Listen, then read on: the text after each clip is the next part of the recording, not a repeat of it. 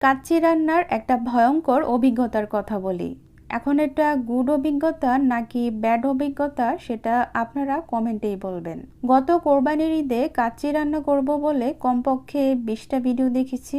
এখন বলতে পারেন এত ভিডিও দেখতে হয় নাকি, একটা দেখলেই তো হয়। আপনাদের মতো আমিও এটাই ভেবেছিলাম, কিন্তু ভিডিওতে দেখলাম একজন আপু এই মশলা দেয়, অন্য আপু আরেক মশলা দেয়, এক আপু বলে এটা না দিলে হবে না, অন্য আপু বলে এটা না দিলে হবে না। এত কনফিউশনে রান্না করতে গিয়ে চাল মাংস সবকিছুই নষ্ট করেছি।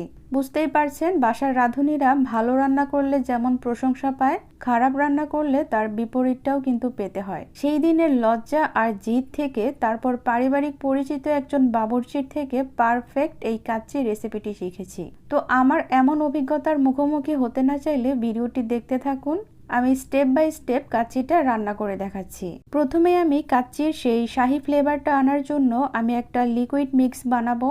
একটা বাটিতে আমি নিয়ে নিচ্ছি প্রায় হাফ কাপের মতো গুঁড়া দুধ। এর সাথে দিয়ে দিচ্ছি 1 কাপ কুসুম গরম পানি। দুধটাকে ভালো করে মিশিয়ে নিয়ে এবার এখানে আমি দিয়ে দিচ্ছি হাফ কাপ ঘি। এখন এখানে আমি অ্যাড করছি 1 চিমটি জর্দা রং। কাচ্চির শাহি অথেন্টিক ফ্লেভারটা যদি চান তাহলে আপনাকে এখানে জাফরান দিতে হবে।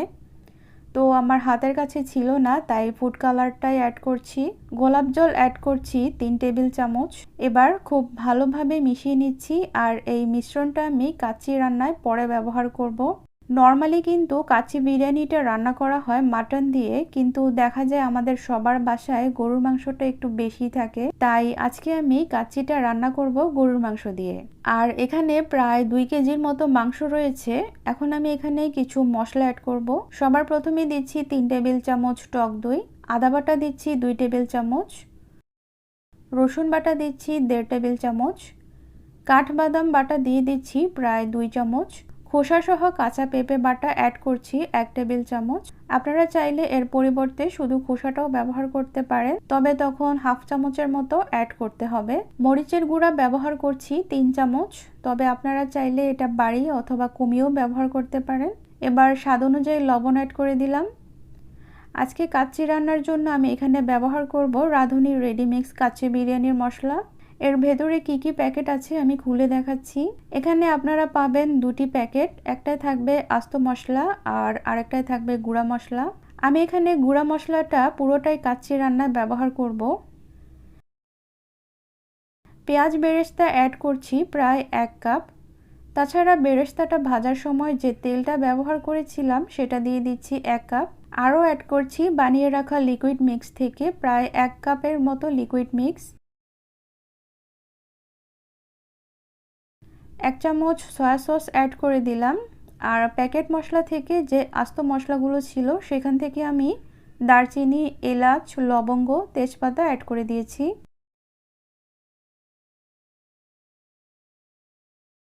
এবার এই সবগুলো মশলা আমি খুব ভালো করে মাংসের সাথে মিশিয়ে নেব। আপনারা এই কাজটা একটু সময় নিয়ে ভালোভাবে করে নেবেন। যত ভালোভাবে এই কাচ্চির মশলাটা মাংসের সাথে মিশবে ততই দেখবেন কাচ্চির মাংসটা খেতে খুব ভালো লাগবে। নর্মালি এই কাচ্চিটা কিন্তু কয়লার স্লো হিটে রান্না করা হয়, ফলে কাচ্চি থেকে একটা স্মোকি ফ্লেভার পাওয়া যায়। এবার সেই ধরনের একটা স্মোকি ফ্লেভার আমি কাচ্চির মধ্যে আনার চেষ্টা করব, তাই চুলায় একটা স্ট্যান্ড বসিয়ে আমি এর মধ্যে কাঠকয়লা দিয়ে সামান্য একটু জ্বালিয়ে নিচ্ছি। এবার এই জ্বলন্ত কয়লাকে একটা বাটির মধ্যে দিয়ে সামান্য ঘি ছড়িয়ে দেব। এবার একটা ঢাকনা দিয়ে আমি ঢেকে দিব 10 মিনিটের জন্য। আর এর মধ্যেই কিন্তু কয়লার একটা স্মোকি ফ্লেভার এর মধ্যে চলে আসবে। তারপর এটাকে বের করে আমি ম্যারিনেশনের জন্য রেখে দেব প্রায় 1 ঘন্টা। এবার আমি কাচ্চির আলুটা প্রিপেয়ার করব। এখানে আমি 5টা আলু নিয়েছি। মাঝারি সাইজের আলু হওয়াতে আর মাছ থেকে কাটলাম না। হাফ টেবিল চামচ লবণ অ্যাড করলাম আর অরেঞ্জ ফুড কালার অ্যাড করে এবার আলুটাকে আমি মেখে নিচ্ছি। রান্নার শুরুতে আমি কিছুটা পেঁয়াজের বেরেস্তা করে রেখেছিলাম, এখন সেই তেলেই আমি আলুটাকে ভেজে নিচ্ছি। আর এই আলুটাকে আমি 3 থেকে 4 মিনিট মিডিয়াম হিটে ভাজবো, যাতে করে এর বাহিরের দিকটা ভাজা ভাজা একটা টেক্সচার আসে।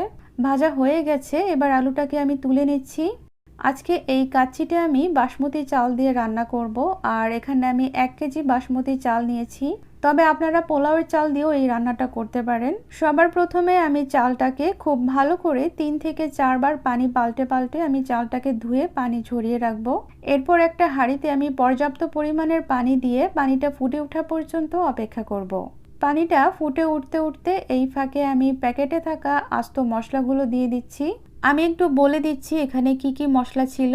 প্যাকেটে ছিল দারচিনি, এলাচ, তেজপাতা, কাবাব চিনি, শাহি জিরা, লবণ দিয়ে দিচ্ছি 4 চামচের মতো। আর এখানে লবণটা একটু বেশি করে দেওয়ার চেষ্টা করবেন।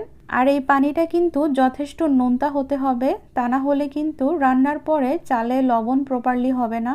এখন চালটাকে আমি 50 থেকে 60% মতো কুক করে নেব। আর যখন চালটা প্রায় 50% মতো রান্না হয়ে যাবে তখন একটা স্ট্রেইনারে ঢেলে পানিটা ছেঁকে নেব।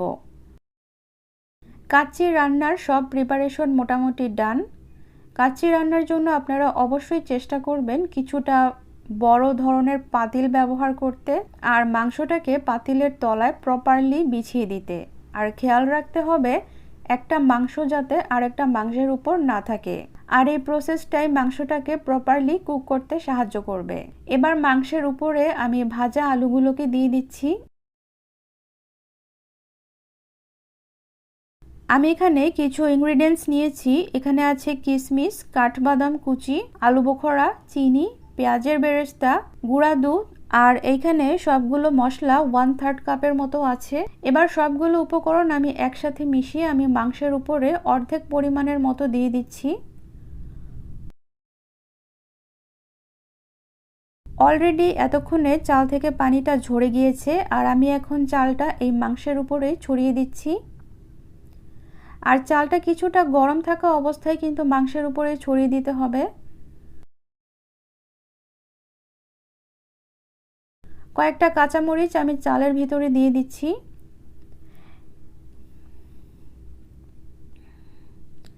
এখন বাকি যে কিশমিশ আর আলুর বোখরার মিশ্রণটা ছিল এটা আমি চালের উপরে ছড়িয়ে দিচ্ছি। আর লিকুইড যে মিশ্রণটা ছিল সেটাও আমি চারপাশে ছড়িয়ে দিচ্ছি।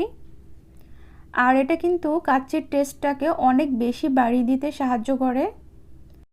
কাচ্চিতে কিছুটা কালার আর লুক দেওয়ার জন্য আমি এখানে কিছুটা জর্দা রং ইউজ করছি। ব্যাস, কাচ্চিটা কিন্তু অ্যারেঞ্জ করার ডান। এবার এটাকে সিল করে দমে দেওয়ার পালা। নর্মালি কাচ্চিটাকে সিল করার জন্য কিন্তু আটার ডো বা আটার খামির ব্যবহার করা হয়। আর কাচ্চি রান্নাকে একটু ইজিভাবে করার জন্য আমি এখানে ইউজ করব ফয়েল পেপার। আর এটা দিয়েই আমি কাচ্চিটাকে সিল করব। আপনাদেরকে একটা জাস্ট ফয়েল পেপার এই পাতিলের উপরে বসিয়ে দিতে হবে।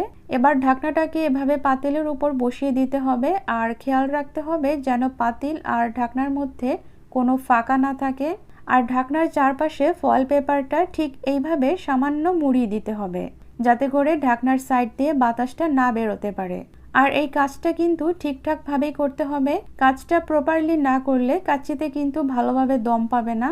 আমি নিচে একটি তাওয়া বসিয়ে নিয়েছি যেন নিচে লেগে না যায়। প্রথমে 10 থেকে 15 মিনিট মাঝারি আঁচে রান্না করব যাতে ভিতরে ভালোভাবে গরম হয়ে যায়। এরপর একদম কম আঁচে 1 থেকে 1.5 ঘন্টার মতো দমে রাখবো। এই সময় বারবার ঢাকনা খোলা যাবে না, তাহলে ভিতরের স্টিম বের হয়ে যাবে আর কাচ্চি ঠিক মতো হবে না। 1 ঘন্টা দমে রাখার পর এখন সেই প্রতীক্ষার মুহূর্ত, কাচ্চি নামানোর পালা। ঢাকনা খুলতেই যে অসাধারণ সুগন্ধ বের হচ্ছে, সত্যি পুরো ঘর ভরে যাচ্ছে। এখন খুব আলতো হাতে নিচ থেকে উপরের দিকে বিরিয়ানিটা আমি মিশিয়ে নিচ্ছি যেন চাল ভেঙে না যায়।